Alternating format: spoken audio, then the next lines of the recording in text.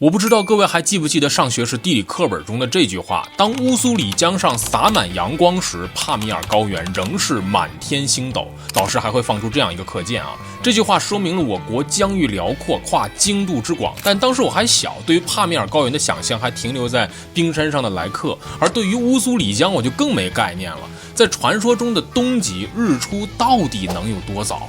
中国最东端的那片土地到底是什么样子？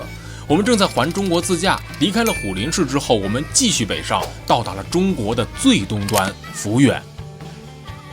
我俩不太喜欢看日出啊，因为我俩都爱睡懒觉。但是临近夏至日，在抚远看日出，你根本不需要早起，直接熬夜就可以了。你知道吗？就很难想象我们会2点出门看日出。没错。我们拍摄的日期是6月27号，日出时间早到了惊人的3点03分，而天亮的时间就更早了。我们在赶往观测点东极广场的路上，大约2点10几分的时间，天已经全亮了。这下我直观地理解了地理书上的表述。我天哪，现在才2点出头，天已经这么亮了。正常2点来钟咱还搁家里加班呢，但是也正常，为什么呢？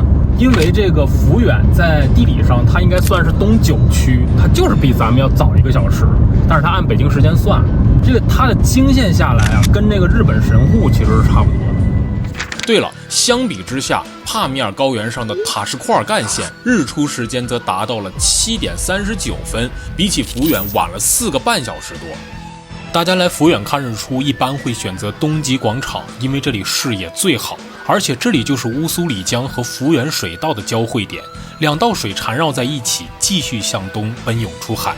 我们几乎是来的最晚的，有很多人为了看一眼这中国最早的日出，甚至提前1天住在车里。注意看，这里所有的人几乎都在蹦蹦跳跳，拍打全身。来这之前我也不知道江边的小咬这么厉害，就是这个玩意儿，学名叫獴，咬人非常疼，我吃了好几个。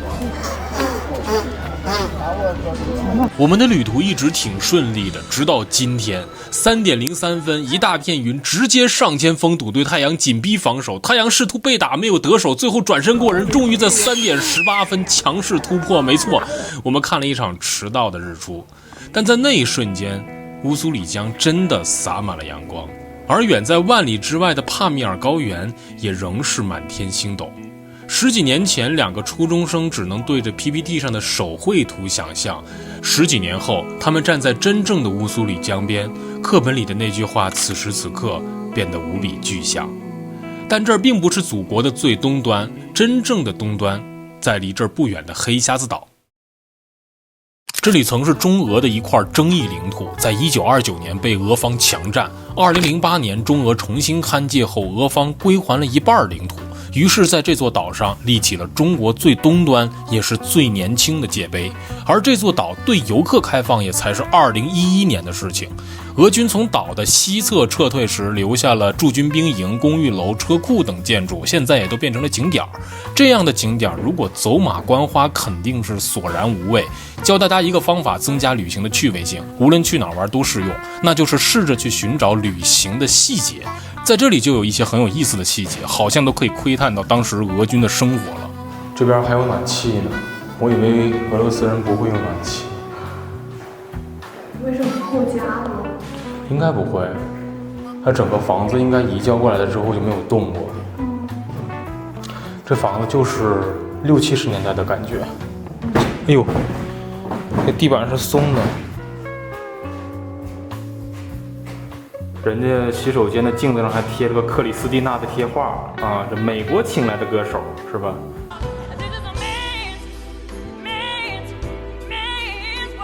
在这个洗脸池子里，不知道哪位士兵把他的十字架给拉起来了。这里是军官的家属房，非常标准的一个2室的格局。门口一个鞋帽柜儿，在门口呢是一个小卫生间，一进来一个次卧，一个大主卧。哎呦，这还是3室呢，旁边的是2室。你现在好像有房产中介。可以小刀。这房子让我住的话，你要住多少钱？ 500块钱1个月吧。挺好的，这房子面积、采光都非常好。中国移动跟我说，我现在已经到俄罗斯了。黑瞎子在东北话里的意思是熊，黑瞎子岛的得名也是因为这里早先经常有熊出没，但现在这座岛专门开辟了一处熊主题动物园。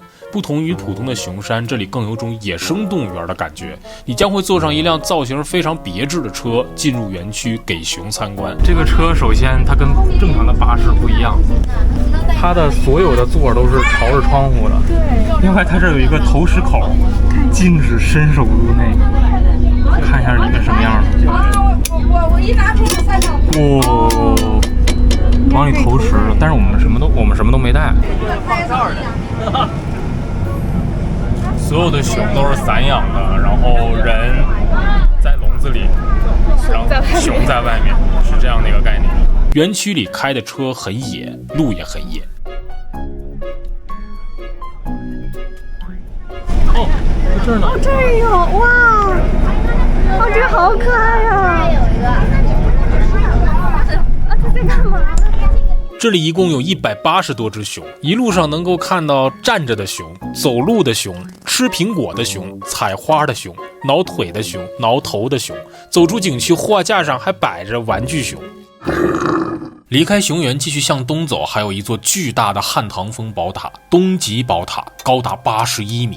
因为边境线的界碑暂时不对外开放，这座塔也是当时我们能够到达的中国最东端的地方。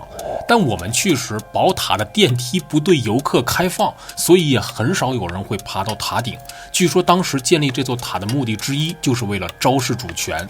因为在离这儿不到10公里的地方有一座金顶教堂，这是俄方昭示主权的建筑。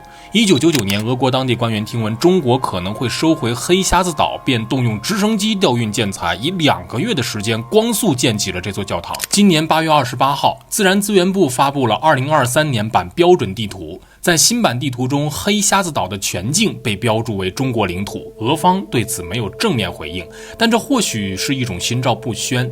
就目前看来，边境的现状仍然没有改变，东正教堂和东极宝塔静静耸立，相视无言。无论如何，我始终期待着能够去黑瞎子岛的那一边，乌苏里江和黑龙江的交汇处，那个地图上的东极，看一看日出。离开了福源，我们本该继续向西走，但因为331国道修路，所以我们向南绕行到了那个近2年全国人民都知道的东北小城鹤岗。在媒体的报道里，那是一个以低房价和低成本生活著称的梦幻之城。如果说鹤岗的性价比已经拉满，那鹤岗的郊区不得上天呢？于是我们跑到了鹤岗的郊县，享受了一把。环行中国的旅行还在继续，现在关注一波，后面的路还长着呢。